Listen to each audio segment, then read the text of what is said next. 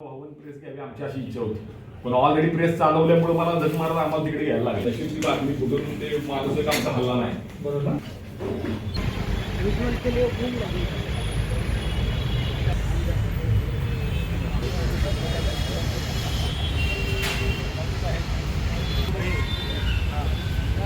इधर आएंगे ना तो ये माल आएगा.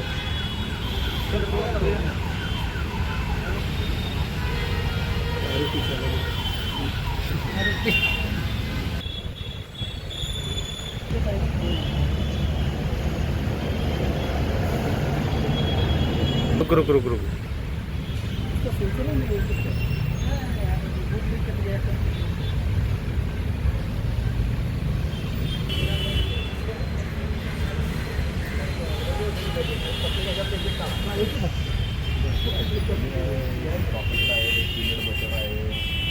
वाले न्यूट्रिशन वाले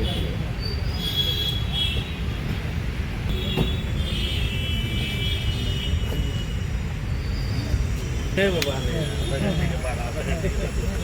आइए ना अशोक. देख रहा अशोक. नहीं आ रहा है लगा क्या मैंने तो गाइड भेज दिया. ठीक है क्या नहीं बाकी गाइड एकदम 10 बाटली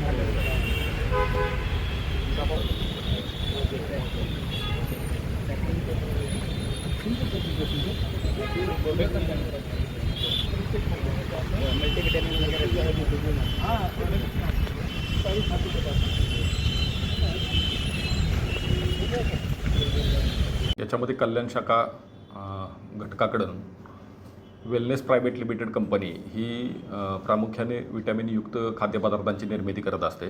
या खाद्यपदार्थांची एक्सपायरी डेट संपली असताना देखील एक व्यक्ती आहे तो अशा प्रकारचे खाद्य विक्री एक्सपायरी झाली असताना देखील विकत आहे अशी माहिती मिळालेली होती. त्या अनुषंगानं मिनी बाजारपेठ या ठिकाणी छापा कारवाई करण्यात आली. याच्यामध्ये त्या ठिकाणी अब्दुल करीम रईस खान यास ताब्यात घेतले असता त्यानं सदरचा माल हा भिवंडी येथून बिरबल राम बहादूर यादव याच्याकडून हा माल घेतले असल्याबाबतची माहिती प्राप्त झाली. त्या अनुषंगानं आम्ही भिवंडी या ठिकाणी पण नारपोली या ठिकाणी छापा कारवाई केली आणि त्याच्यामध्ये एकूण 26,63,509 किमतीचा मोजेक वेलनेस प्रायव्हेट लिमिटेड कंपनीचा एक्सपायर झालेला माल हा बनावट स्टिकर लावून विक्री करत असल्याचे निष्पन्न झाले. त्याप्रमाणे छापा कारवाई करून कारवाई करण्यात आलेली आहे. यामध्ये किती लोकांना अटक करण्यात आली आणि किती दिवसापासून हे सर्व खेळ सुरू होते? याच्यामध्ये 2 लोकांना अटक करण्यात आलेली आहे आणि हा साधारणपणे एक आमच्या माहितीनुसार प्राथमिक 6 महिन्यापासून विक्री करत असल्याची माहिती झालेली आहे. काय आवाहन करणार लोकांना सर? याच्यामध्ये जो आपण एखादा प्रोडक्ट घेतोय तो प्रोडक्ट नक्की त्याची एक्सपायरी डेट योग्य आहे किंवा त्याच्यावरती काही बनावट स्टिकर कोणी लावलेला आहे किंवा काही याबाबत खात्री करून लोकांनी अशा प्रकारचे खाद्यपदार्थ घ्यावेत.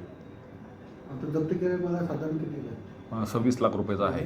26,63,509 रुपयाचा आहे. थँक्यू.